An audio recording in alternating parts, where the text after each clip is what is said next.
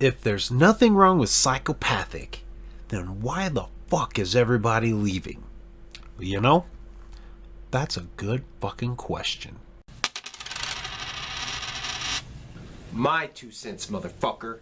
So, I made my video about the return of light, and somebody had left a comment on that video stating, if there's nothing wrong with psychopathic, then why the fuck is everybody leaving? And I replied to them, I said, I'm glad you asked. We should talk about that in a video. So I'm finally doing that video real quick, and on that Instagram, I made an Instagram post about it, and on that particular post, there's been some interesting discussions going on here. I'm gonna leave that alone. As you can see here, there's been a few people that are talking about how psychopathic is ICP. You know, I pretty much held that mentality for a long time as well. You know, it started with them for many years, and then, you know, with a lot of people leaving, and even with ICP making the decision to not sign new artists, you know, obviously psychopathic is ICP and dies with ICP. So, I mean, and even if they build a roster and ICP was to retire, you know, obviously psychopathic would continue on in that way. But in my mind, and the way that I look at it is, as long as ICP is around, Psychopathic Records is around. And even so much, and I've stated this in the past, that, you know, when it comes to Twisted, well, not so much Twisted anymore, but when it comes to Boondocks and Blaze and Young Wicked and any artist that's ever been signed to Psychopathic Records, when I wear a Hatchet Man, I'm repping those artists because they, you know, that was their home for a while, and for many of them, it's where they honed their skills and their styles. So, repping a Hatchet Man is still my way of repping them, and, you know, showing that support for them, regardless of whether that's where they're still calling home. So, I still hold that belief wholeheartedly, because, you know, for a lot of them, that's the bulk of their career was through Psychopathic Records, and that's where I knew them from. So, but there was a few people in there that had kind of went down that, because I in my post on Instagram, I put, people always seem to think an artist becoming independent is a bad thing. Why is that? And there's a few people that put in there, let's see, what was one of them? There's this one right here. It says, are they really independent when they're going to the rival label? And somebody else had replied, I was thinking that too. Like, the only reason they leave Psychopathic just to go independent. Like, it has nothing to do with Psychopathic and bad business practices, or Jay being a controlling tyrant with a god complex, and the list goes on. LOL, like half of the label went to Magic Ninja. That's not independent. You know, to my response then was, when did ABK, DJ Clay, Ouija, Big Hoodoo, Blase Rose, and Light sign to MNE? Because I don't remember. To my knowledge, they didn't sign to MNE. They basically gone independent. You know, Big Hoodoo released Red Book independently. Ouija Mac has been releasing shit independently. The only Psychopathic release he has is Gutter Water and I believe Water Damage. To my knowledge, everything else has been independently on his own. And he started this Chapter 17 label that he's using, and it's kind of being marked as like a subsidiary of Psychopathic Records, still having the Hatchet Man on there in the same way that Red Book did as well.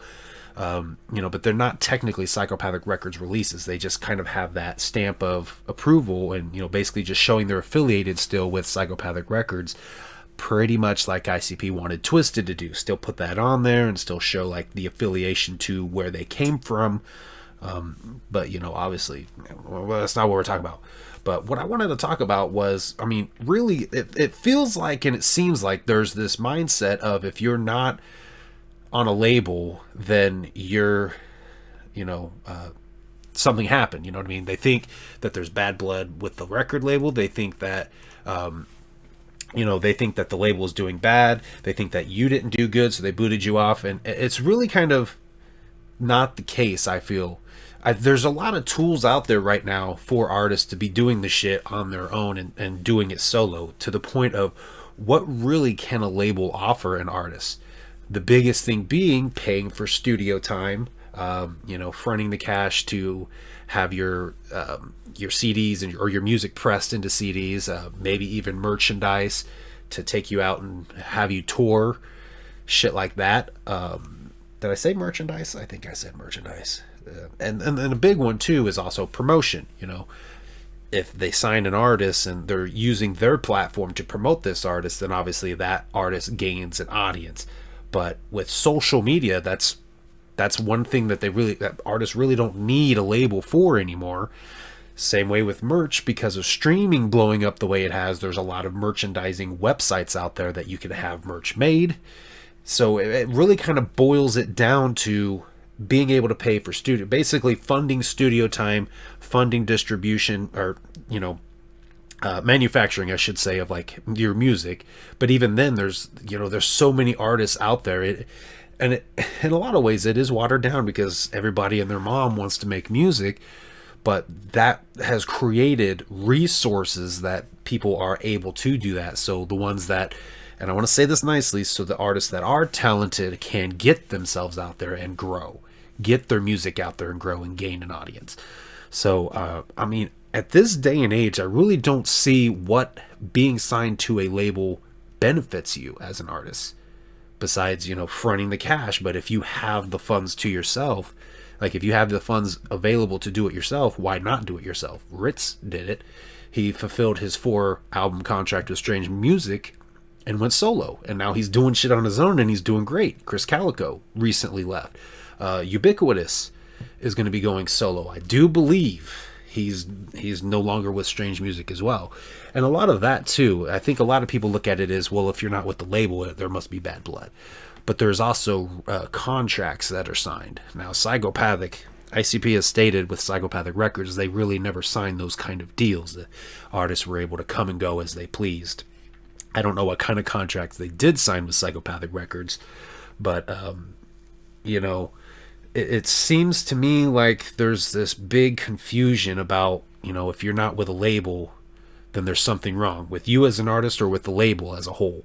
And that's just not the case anymore. ICP has stated they're going to focus more on just themselves. They're not going to sign any new artists, which I do find puzzling because in the book of Yum Yum Bedlam, they said that Zitro is the new Psychopathic artist. So, obviously they see potential in him and want to give him the platform to allow him to grow. I think that's where I kind of look at Psychopathic Records now, because Light released one project through them. Ouija Mac really only released a couple. Psychopathic has kind of become a springboard for artists. They, kind of a one and done. Here's your shot, But Psychopathic Records has kind of been burned a lot lately. They had artists that left and they did join a rival label. So I honestly think that's why Psychopathic Records went to this route. But also a lot of fans have started to turn their backs in a way. You know what I mean? Like these new artists are coming in and they're like, oh, this artist ain't shit. They're not Twisted. They're not Blaze. They're not as good as them. So, there's also those negative attachments to being on the label. Like Big Hoodoo had the biggest fucking fight to earn fucking Juggalo love because he signed right after Twisted left. And I remember seeing comments everywhere like, this is who they got to replace Twisted. And Doe Dubla was, he was working with them for a while because he was in the Cypher 4, the FBI one that they did. He was in there as Doe Dubla, so they were making the plans to have him come out as Big Hoodoo before Twisted ever left. So, but yeah, I wanted to make this video kind of talking about that because I feel like there's this really old school mindset of you got to be with a label to be something, to be the shit. And I don't feel like that anymore. I don't think that's the case. And, that's a mindset that we got to get out of because, there's so many resources and tools out there to do it independently. But we as fans got to do our part. And I know I got to do my part. I'm very, very bad about discovering new artists. It usually takes somebody taking them on tour with them, featuring them on an album. That's a big one right there because I don't go to a lot of shows much anymore. It's primarily I go see ICP and that's it. So for me, it's, features. Get your name out there in that way. So, and that's one of the big reasons why I'm so kind of on this, I wish ICP would let go of the shit and do shit with other artists. I'd love to see ICP work with a lot more underground artists, regardless of whether they've done shit with Twisted or not, because, that's ultimately what's going to be best for every independent and underground artist out there, is to continue to allow them to come to the shows and perform and allow them to be on projects and shit like that. So, I've rambled on. I hope I made my point kind of clear of where I'm at when it comes to labels. I don't think labels are as important as they used to be because there's so many tools out there that artists really don't need that anymore. So, and one thing that I can do with my platform here is, try to help spread artists that I'm discovering and good music that I'm enjoying as well. A lot of times, if it's not ICP or Juggalo related, it doesn't get a lot of views. So you guys as viewers can do your part and help share that as well. But it's all, it's all a circle. It's a circle. It's not a square. It's not a triangle. It's a circle. It's all a circle. You help me. I help artists.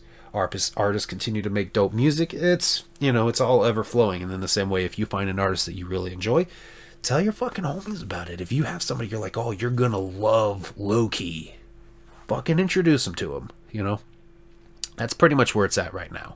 The resources and tools are out there for artists to do it themselves on their own, but they need fans to help get their word out there, to get the word out there, and to spread their music as well. So, yeah, I've rambled on. You guys tell me what you guys think down below. Do you think Light not releasing Metamorphosis on Psychopathic Records is a bad thing? If so, do you think it's a bad thing for Psychopathic Records? Do you think it's a bad thing for Light? Leave your thoughts down below. Let's talk about it. But anyway, that's my thoughts on the whole shit. So thank you guys for watching. I'll see you guys next time.